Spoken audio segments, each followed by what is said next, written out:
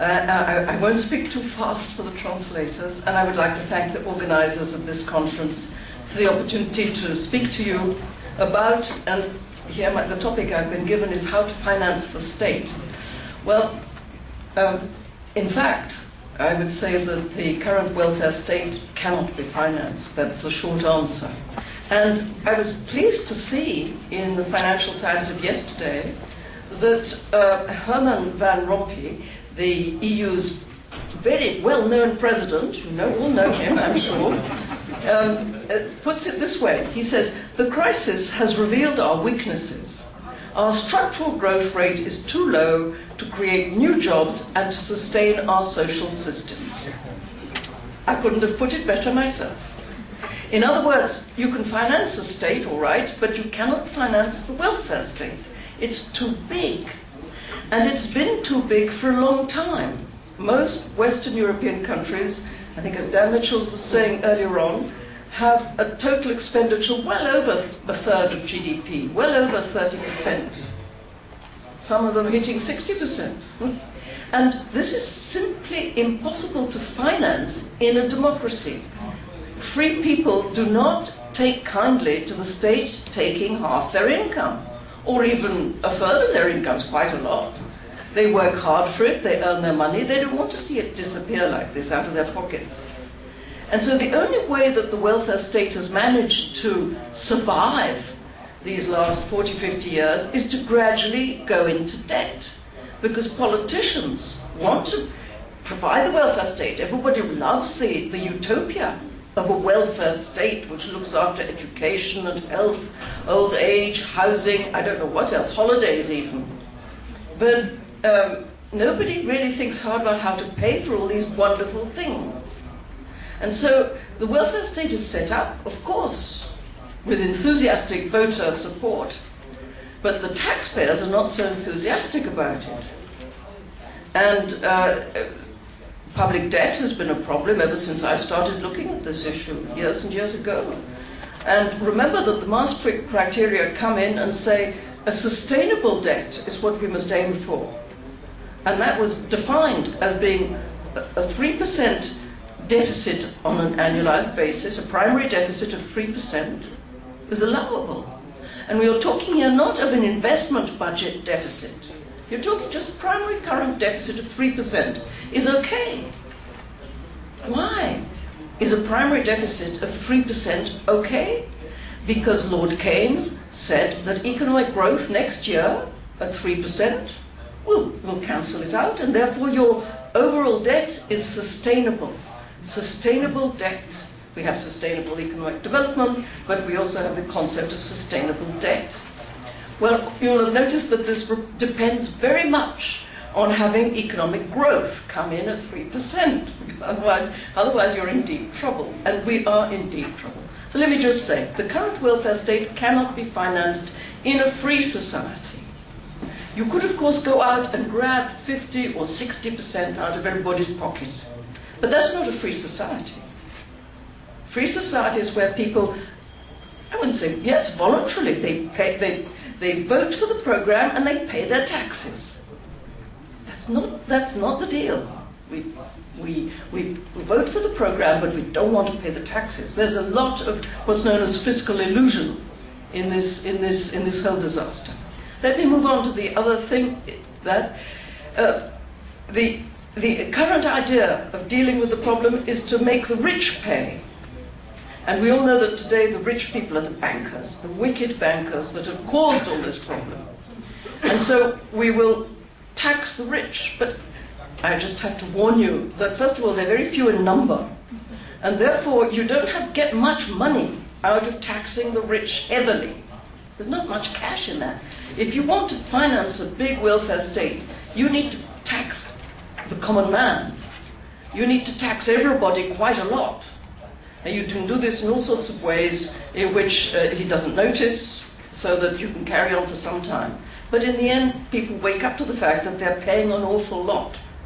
VAT and payroll taxes are among the most obvious forms of making everybody pay a lot of money. Okay. I think we're probably in the discussion on the inevitability of the current crisis. I think I'll skip this bit. It's certainly not the fault of the speculators, as the popular press, especially in France, would like us to believe. We love to kill the messengers. The speculators are just people in the market trying to buy and sell and make a bit of money in their way between two markets, two different prices. They're not actually concerned with the health of the Greek government at all. They just want to make a little bit of money on the margins.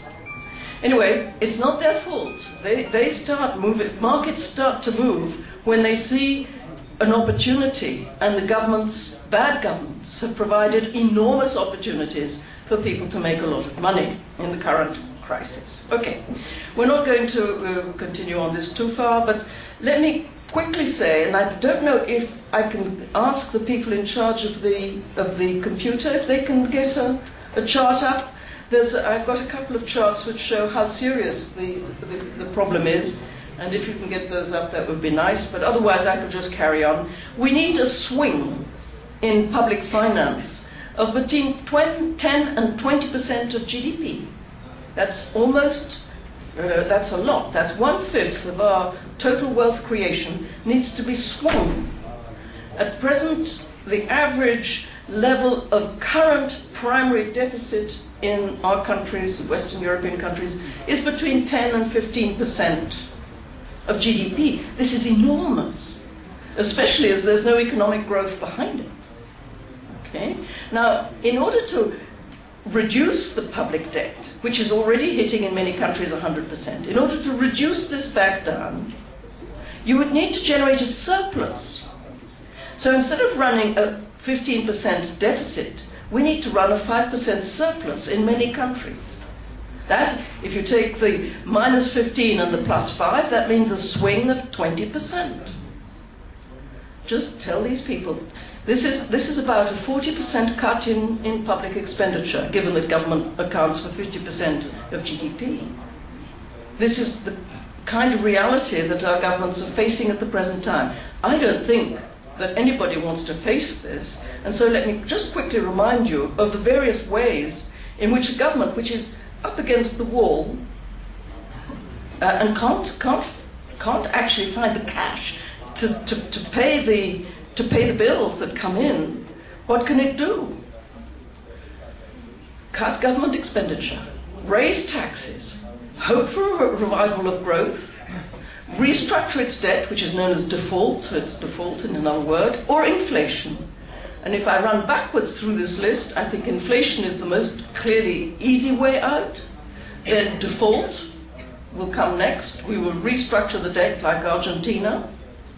Hoping for a revival of growth is a pious hope. They will raise taxes. Of course they're raising taxes, but this will reduce further economic growth. So it is exactly the opposite of what they should do. And finally, cutting government expenditure, they will run for cover and say it's fault of the speculators. So in fact, what we're having is a true redefinition of the state as we know it. Now, the funny thing is, Professor Reedy was saying that you have to distinguish between private goods and collective goods. But I wonder whether the collective goods won't go first when we cut expenditure.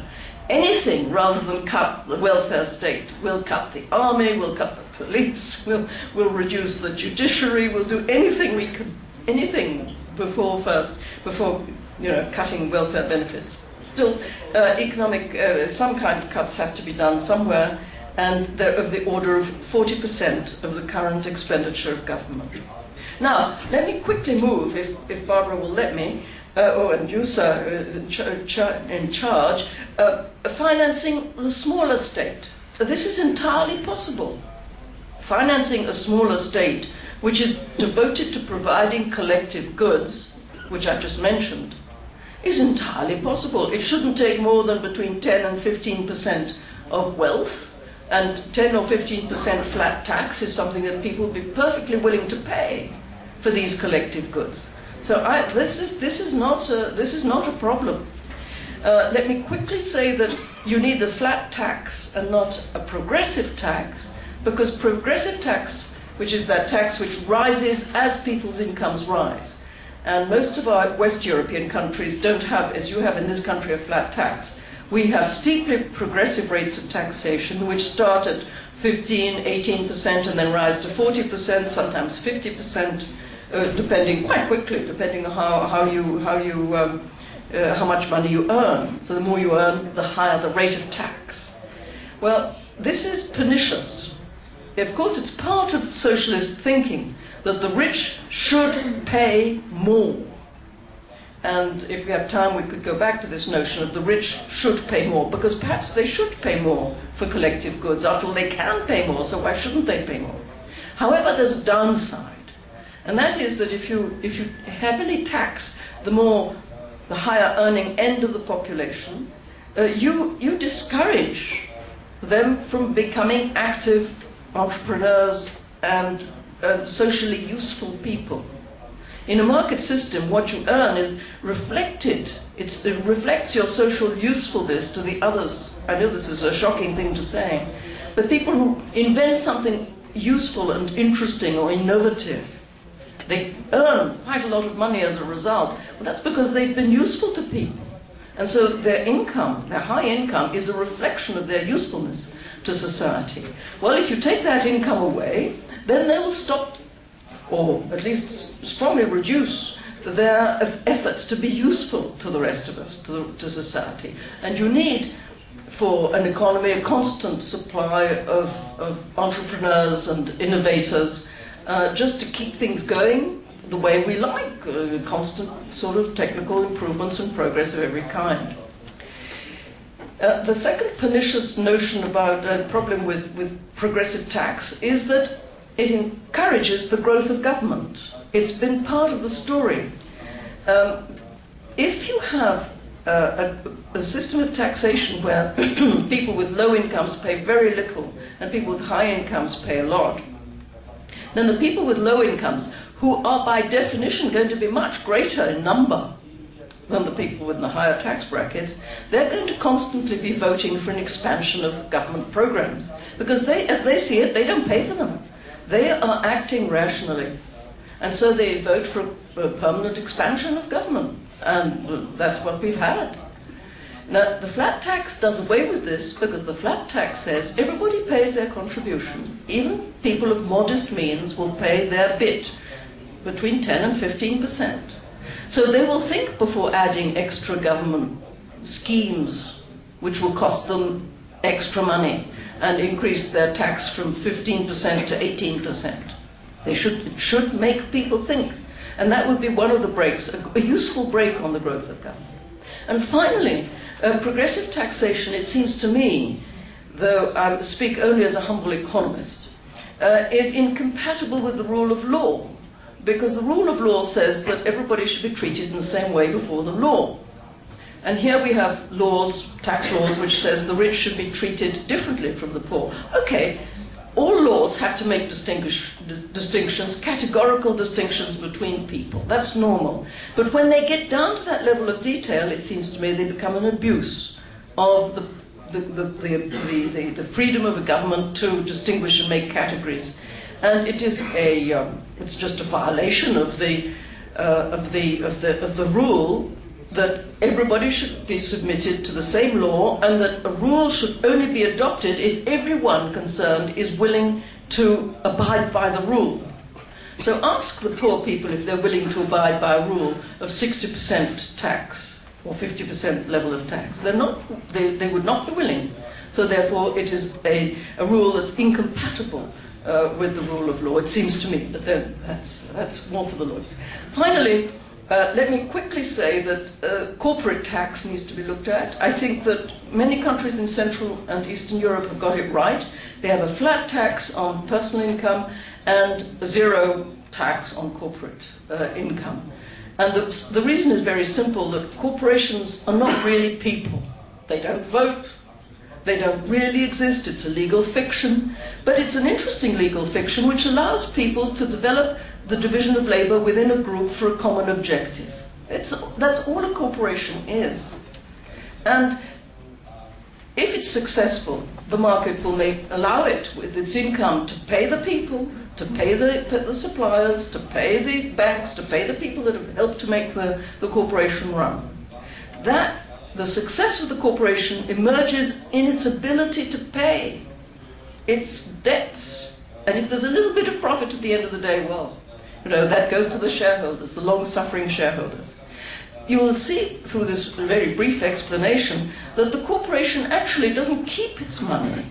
It is always spending it in the form, and it appears in the society as income to somebody else.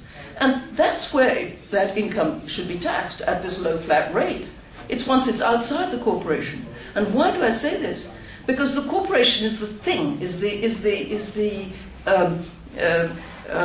in the French you'd say an astuce. It's this legal fiction which allows us to be immensely productive.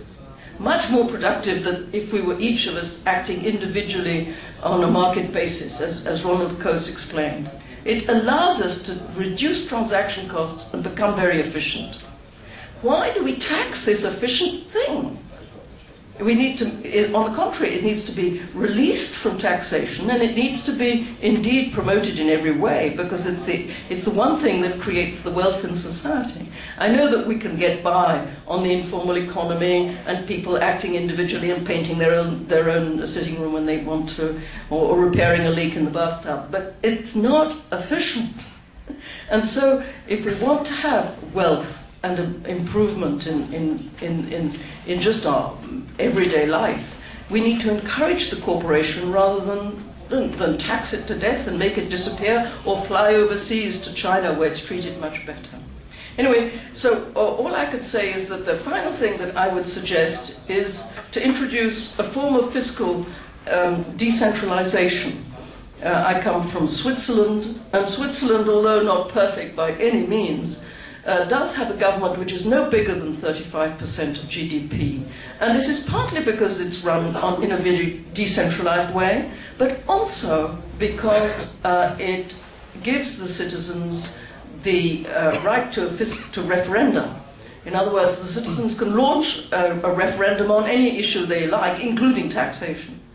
So I think that a useful barrier to ever expanding government would be a fiscal referendum. Thank you very much for your attention.